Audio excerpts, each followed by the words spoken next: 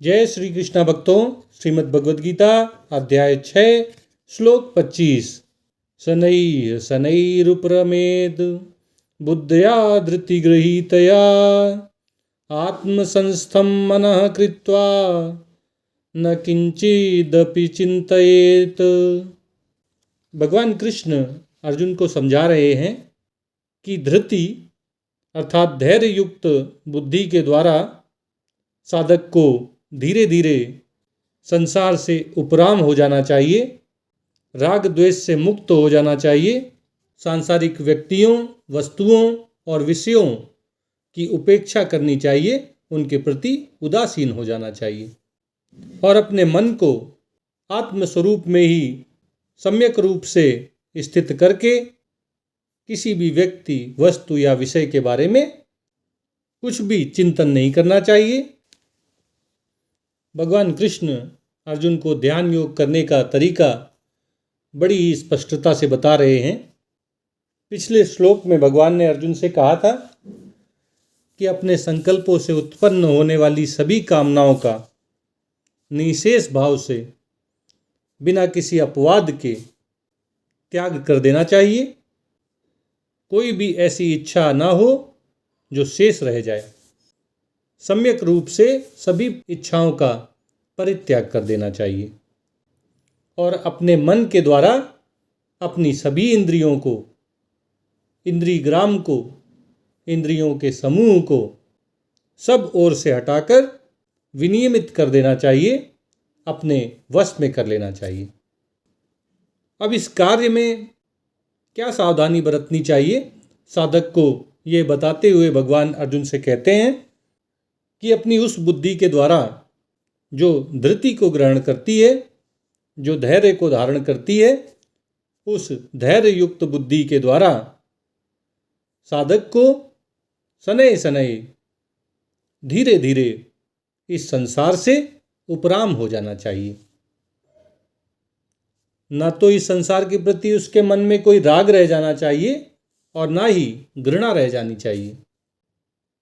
कई बार जब हम राग का त्याग करते हैं तो घृणा साथ में जुड़ जाती है।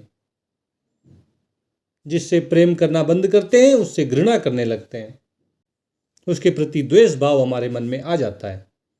ऐसा ना हो, यह हितकारी नहीं है। इसलिए भगवान इस पर विशेष ध्यान देने के लिए कह रहे हैं कि धैर्य युक्त बुद्धि इसमें हमारी मदद कर सकती है।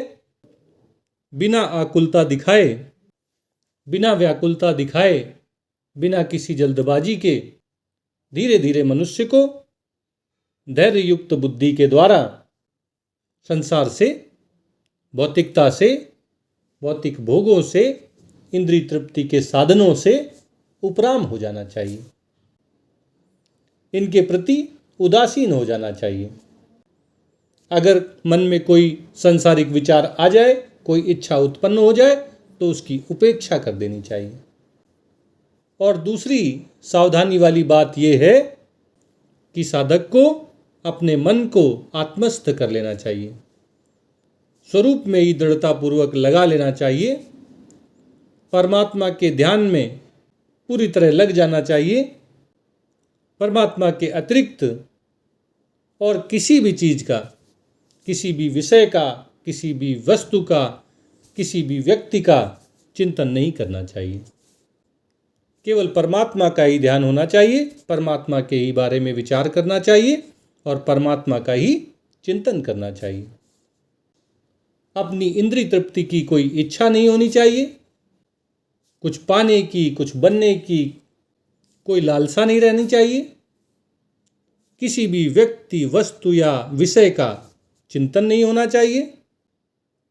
इस प्रकार अनन्य भाव से मनुष्य को आत्मस्वरूप में स्थित हो जाना चाहिए और परमात्मा की अनन्य भाव से भक्ति करनी चाहिए।